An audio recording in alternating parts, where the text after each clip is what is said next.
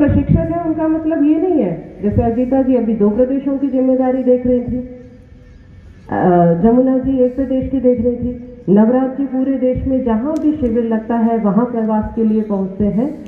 तो इनके माध्यम से आपके बीच में कुछ आगे आने वाले दिनों में निर्देशन होंगे, मीटिंग्स आदि होंगी, तो आप उनको उसी तरह से मानना है कि ये संगठन के माध्यम से जो निर्देश है उसको समझना है, इनकी कार्य पद्धति को समझना है।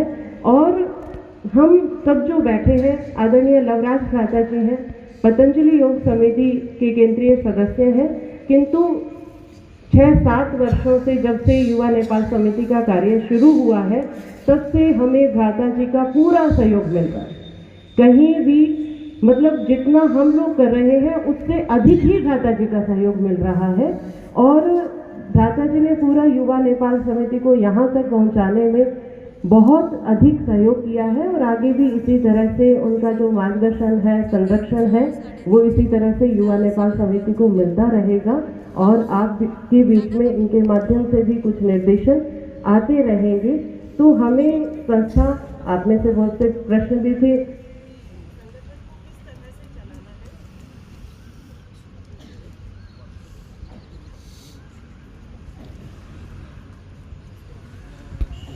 कि हमारे कार्य में विरोध कर रहा है, तो भी हमें हमारे मन में उनके प्रति दया का भाव होना चाहिए कि इतने अज्ञानी हैं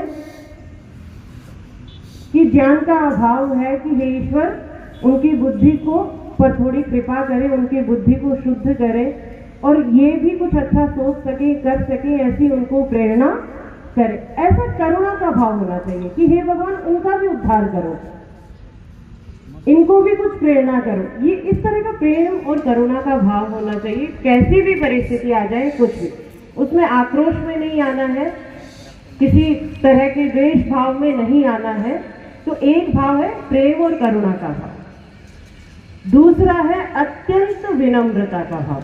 अत्यंत विनम्रता, ये मानसिक रूप से जो 3 भाव हमेशा हमें अपने साथ रखने, बाकी इनके साथ आ जाएंगे।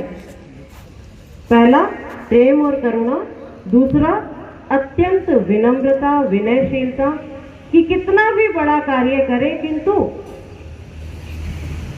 मन में ये भाव रहे कि जो कुछ है वो उस ईश्वर की प्रेरणा से, गुरुओं की प्रेरणा से और इस राष्ट्र के माध्यम से, भूमि के माध्यम से, प्रकृति के माध्यम से मुझे मिल रहा है।